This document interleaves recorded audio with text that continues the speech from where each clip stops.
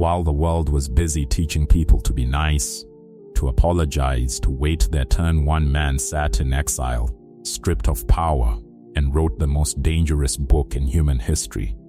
Not dangerous because it was cruel, dangerous because it was true. If you have ever been overlooked, dismissed, walked over, or told to just be yourself while watching weaker people rise past you, this is the video that rewires everything. Because Machiavelli didn't believe confidence was a feeling, he believed it was a weapon. And weapons are built, not born. He spent his life watching soft, well-meaning men lose everything to men who understood one brutal truth: the world does not reward the good, it rewards the prepared. Stay to the end, because the last principle is the one that separates people who are used their whole lives from people who are never used again. Before we go further, if this channel is where you come to study power instead of begging for it, hit subscribe and tap that like button right now. Machiavelli believed influence compounds quietly, in small repeated actions no one notices until it's too late to stop them. Consider this your first one. Part 1.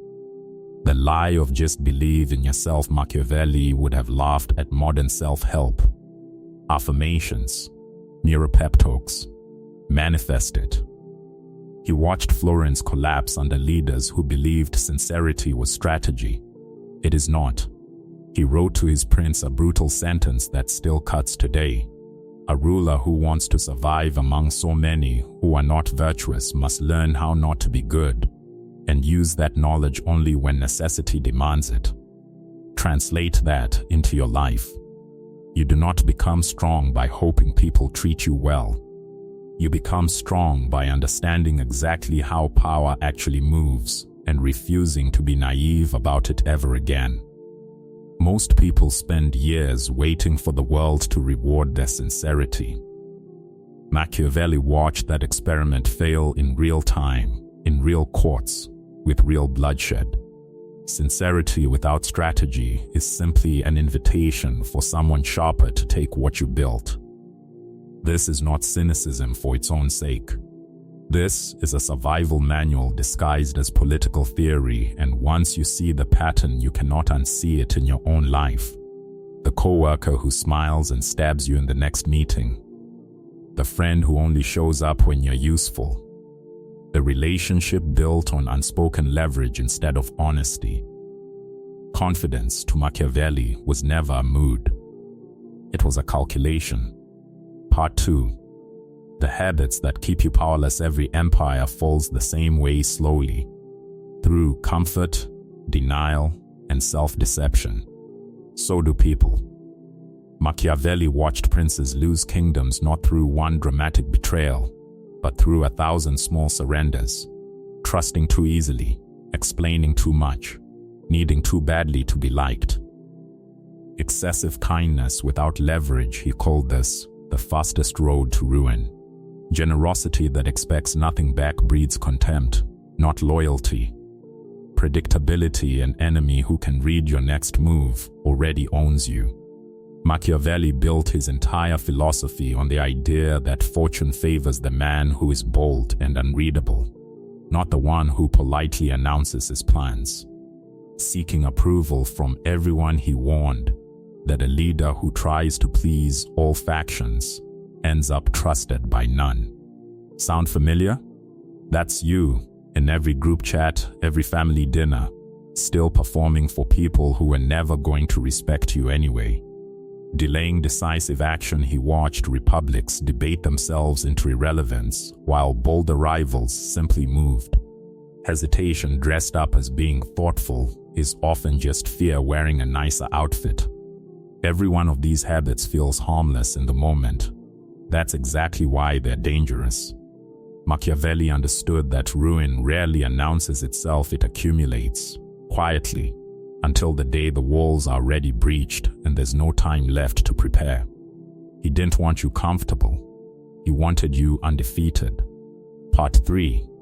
Rewrite the story. Machiavelli would never let you believe there is a voice in your head that keeps repeating an old script: I'm too soft, too anxious, too easily pushed around. Machiavelli would tell you that voice is not truth. It is an old, outdated map you're still using in new territory. He believed identity was never fixed. A republic could become an empire. A disgraced advisor could become the most quoted strategist in history, which is exactly what happened to him. He was arrested, tortured, exiled, and instead of accepting the identity Florence handed him, he sat down and wrote The Prince, a manual so ruthless it outlived every ruler who ever mocked him. That is the entire lesson. Your current position is not your permanent nature. Stop narrating yourself as the victim of the story. Start narrating yourself as the author holding the pen. Part 4. Move before the fear disappears. Here is the sentence Machiavelli built his career on. Fortune is a woman, and to master her one must be bold, not cautious. He did not believe hesitation was wisdom. He believed hesitation was how the timid handed their future to the bold. Machiavelli watched cautious rulers lose everything to aggressive ones, not because the aggressive ones were smarter, but because they acted while others deliberated. You are still waiting to feel ready. Machiavelli's answer to that is simple and cold. Readiness is a myth invented by people who never intend to move. Act imperfectly. Act early. Let confidence catch up to you afterward, because it always does. He compared fortune to a river that floods without warning. The ones who survive aren't the ones who prayed for calm water. They're the ones who built the dikes before the storm arrived. Preparation disguised as boldness. Boldness disguised as instinct. Part 5. Command the room before you speak. Machiavelli understood something modern psychology is only now catching up to. Perception is reality in the eyes of others. He wrote that people judge by sight far more than by touch, because everyone sees, but few truly understand. Meaning, how you appear often outweighs who you actually are, in the minds of everyone watching you. Posture, stillness, the refusal to fidget, over-explain or shrink. This is not vanity, this is strategy. A prince who looked uncertain invited rebellion. A person who looks uncertain today invites the exact same thing: dismissal, disrespect, being talked over in every meeting, every negotiation, every room. Stand like you already own the outcome. Let others wonder how. Part 6. Stop needing to be loved. Machiavelli asked one of the most uncomfortable questions ever written. Is it better to be loved or feared? His answer will unsettle you, ideally both. But if you must choose only one, choose to be feared. Because love is a bond people break the moment it benefits them, while fear is a bond people rarely dare to break. He was not telling you to become cruel. He was telling you to stop building your entire identity on being liked by people who will abandon that affection the second it's convenient for them. Respect outlasts affection. Every single time. Stop performing for approval. Start operating from principle. This is the sentence that made the prince infamous, and the sentence every insecure person desperately needs to hear. You have spent years auditioning for people's affection, softening your opinions, shrinking your ambitions, all to avoid the discomfort of being disliked. Machiavelli would call that a losing strategy dressed up as kindness. Part 7. Speak less. Mean more. Machiavelli's own writing was a masterclass in restraint, short, sharp, undeniable. He never wasted a sentence proving himself. He believed the wise man reveals only what is useful and conceals the rest, because words given away too freely lose their power, and plans spoken aloud lose their advantage. You have been over-explaining your decisions to people who never earned an explanation. You have been apologizing for boundaries that were never wrong to set. Machiavelli's version of confidence has one rule: say less, prove more. Let your results argue for you. Let silence do the negotiating. Part 8. Turn betrayal into blueprint. Machiavelli was betrayed by the very city he served. Interrogated, imprisoned, discarded. He didn't collapse into self-pity. He studied the betrayal like a battlefield map. What worked? What failed? Where trust was misplaced? Where power actually lived versus where it only appeared to live? Every rejection you've survived is intelligence, not injury. Every failure is a strategist's notebook, if you're willing to read it instead of burying it. The wound teaches the strategy. The strategy builds the empire. Most people bury their humiliations because looking at them hurts. Machiavelli did the opposite. He dissected his own downfall with the same cold precision he used to analyze fallen kingdoms. Where did I trust too easily? Where did I mistake a smile for an alliance? Where did I fail to see the knife until it was already moving?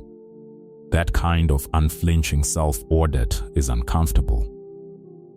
It is also the only thing that guarantees you're never blindsided by the same betrayal twice. Part 9. Build the daily discipline of a ruler. Machiavelli didn't believe power arrived through luck. He believed virtue, skill, discipline, decisive will determined who fortune favored. Small, ruthless consistency. Keep the promises you make to yourself before you ever worry about keeping them to others. Prepare relentlessly, because he warned that the unarmed prince is always at the mercy of the armed one, and preparation is the modern armor. Guard your composure daily, because an emotionally reactive ruler is an easily manipulated one. Discipline was never about punishment. It was Machiavelli's word for freedom. Part 10. Remove the people feeding off your weakness. Machiavelli warned that some advisors flatter a prince not to help him, but to keep him dependent, blind, and easy to control. Look around your own court. Who benefits from you staying uncertain? Who compliments your struggle but resents your rise? Who only feels comfortable when you're smaller than they are? He would tell you plainly, cut the flatterers, keep the honest, and never confuse either one for loyalty until it's tested by conflict. Protect the throne, even if the throne is just your own mind. A prince surrounded by flatterers becomes blind long before he becomes defeated. Machiavelli insisted that the strongest rulers deliberately sought out a small circle of blunt, honest counsel people who would tell them the truth even when it cost them favor. Everyone else he kept at arm's length, smiling, useful, but never trusted with anything that mattered. Build that same circle. Small, honest, loyal, only when it's actually tested, not when it's convenient. Part 11. Turn every enemy into evidence. Machiavelli never treated criticism as identity. He treated it as data, useful, dangerous, or irrelevant. And it was his job to sort which was which. Not every critic deserves your attention. Most are reacting to their own fear of your growth, not to any real flaw in you. But the sharp, accurate criticism, Machiavelli would tell you to take it, use it, and thank no one for it publicly. Rejection is not the end of the campaign. It's reconnaissance. Part 12. Become the author of a new reputation. Machiavelli spent his final years rebuilding his name from nothing, one deliberate page at a time. Because he understood something most people never learn: reputation is not inherited, it is engineered. You are not condemned to the reputation your worst year gave you. You are not the anxious kid, the overlooked employee, the person everyone talked over. Ask what the boldest, most composed version of you would do today, then act as that person before you fully feel like them. Machiavelli called this the difference between appearing virtuous and becoming it. Eventually, the acting becomes the identity. He knew this better than anyone alive in his century. A man exiled, humiliated, forgotten by the very rulers he once advised, and yet he rebuilt his name so completely that we are still speaking it, studying it, quoting it, centuries after the men who discarded him turned to dust. Part 13. Study in the storm. The true test of Machiavellian confidence is not the calm days. It's the chaos. He believed a prince's greatness was measured entirely by how he handled adversity, not by how he behaved when fortune already favored him. Anyone can appear strong when nothing is at stake. Machiavelli respected only the ones who stayed composed while everything was collapsing, because that composure, more than any title, is what actually holds power together. Storms don't create weakness. Storms reveal who is never strong to begin with. Think of the last time your plans collapsed, a job lost, a relationship that ended badly, a plan that fell apart in front of everyone watching. Machiavelli would tell you the collapse itself meant nothing. What mattered was the 90 seconds after, when you either spiraled or recalibrated. That single choice, repeated enough times, becomes a reputation.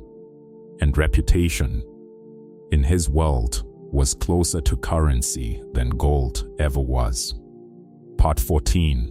Commit to the throne you're building. Machiavelli didn't write The Prince for Kings. He wrote it because he understood a truth that applies to every single person watching this right now. Power is not given. It is taken, built, defended, and renewed daily. You will have weak days.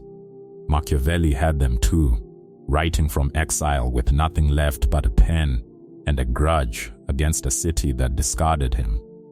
He didn't wait for comfort to return. He built anyway. So ask yourself the only question that ever mattered to him. A year from now, will you still be the person waiting for permission, or the one who took the throne no one thought to hand you? Closing. Machiavelli was never trying to make you cruel. He was trying to make you unshakable. Stop asking the world to be kind enough to hand you confidence. Study power. Master perception. Guard your silence. Act before you're ready. Forgive no one who mistook your patience for weakness, including yourself. Because the most dangerous person in any room was never the loudest. It was the one who understood exactly how the game worked and simply chose, finally, to play it. If any single principle in this video hits something in you, that's not an accident. That's Machiavelli, 500 years later, still teaching the same lesson to anyone willing to listen. Drop a comment with the part that struck you hardest. Share this with the one person you know is still playing the game blindfolded. And subscribe if you want the next chapter of this study before anyone else gets it. The throne is still empty. Machiavelli simply told you how to walk toward it.